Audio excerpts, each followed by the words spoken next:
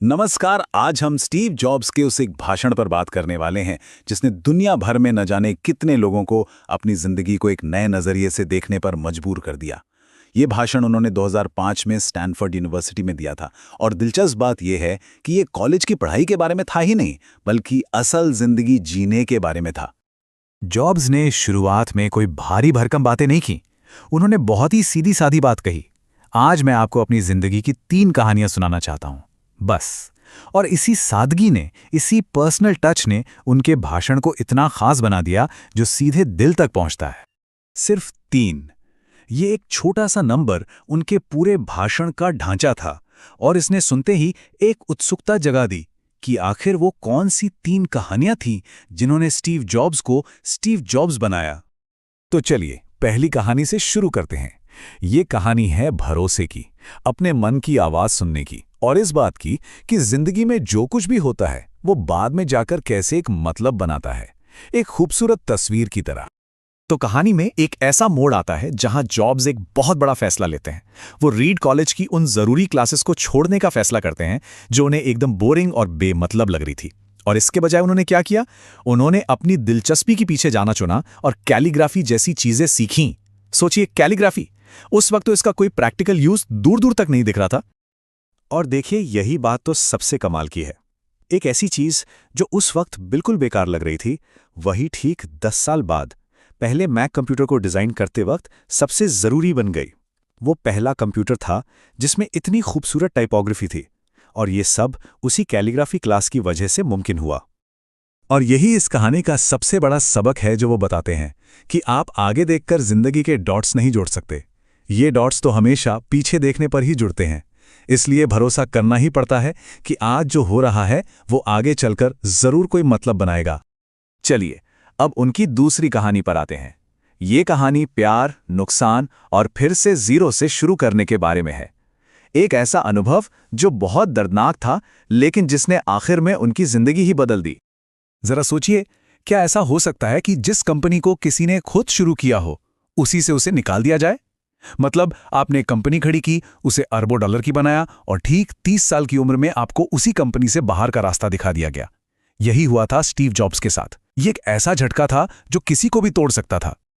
शुरू में तो इस पब्लिक बेइज्जती ने उन्हें पूरी तरह से तोड़ दिया था, लेकिन फिर धीरे धीरे उन्होंने एक अजीब सी आज़ादी महसूस की।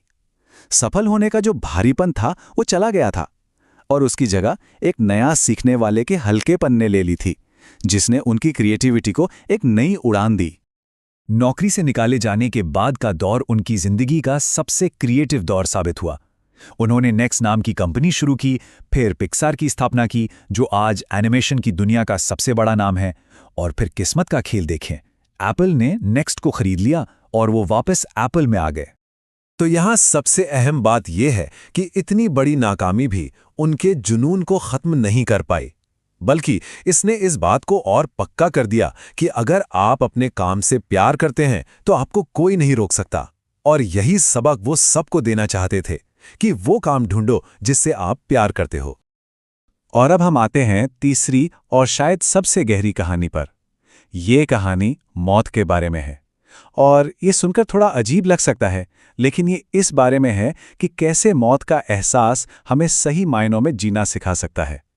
जॉब्स ने अपनी जिंदगी के 33 साल हर एक सुबह आईने के सामने खड़े होकर खुद से एक सवाल पूछा। ये एक छोटी सी आदत थी, लेकिन इसी आदत ने उनके हर फैसले को, उनके हर दिन को एक दिशा दी। और वो सवाल था, अगर आज मेरी जिंदगी का आखिरी दिन होता तो जो मैं आज करने जा रहा हूं, क्या मैं वही करता? उन्होंने बताया कि जब भी कई दिनों तक लगातार इसका जवाब नहीं होता था, तो वो समझ जाते थे कि अब कुछ बदलने का वक्त आ गया है। ये जो जीने मरने की बातें थीं, ये सिर्फ एक ख्याल नहीं थीं, ये एक डरावनी हकीकत बन गई जब उन्हें पता चला कि उन्हें पैंक्रियाटिक कैंसर है। और डॉक्टर्स ने उन्हें क्या कहा, जाओ अपने सारे काम निपटा लो, अपने परिवार को अलविदा कह दो, तुम्हारे पास बस 3 से 6 महीने हैं। लेकिन फिर एक चमत्कार हुआ और पता चला कि उनका कैंसर इलाज के लायक है। और उस अनुभव से गुजरने के बाद उन्होंने ये गहरी बात कही, ये याद रखना कि हम सब एक दिन मरने वाले हैं। इस डर से निकलने का सबसे अच्छा तरीका है कि हमारे पास खोने के लिए कुछ है। मौत सारे डर, सारी उम्मीदें, सब कुछ छीन लेती है और सिर्फ वो बचता है जो सच में ज़रूरी है। ये एहसास हमें याद दिलाता है कि हमारा वक्त बहुत कीमती है और लिमिटेड है, तो इसे किसी और की जिंदगी जीने में बर्बाद नहीं करना चाहिए। दूसरों के बनाए नियमों में फंसकर नहीं रहना चाहिए। सबसे जरूरी है अपने दिल की सुनना, अपनी अंदर की आवाज को सुनना। और यही सोच हमें जॉब्स के आखिरी संदेश तक ले आती है, एक ऐसी सलाह जो उन्होंने एक बहुत ही अलग और अनोखी जगह से ली थी।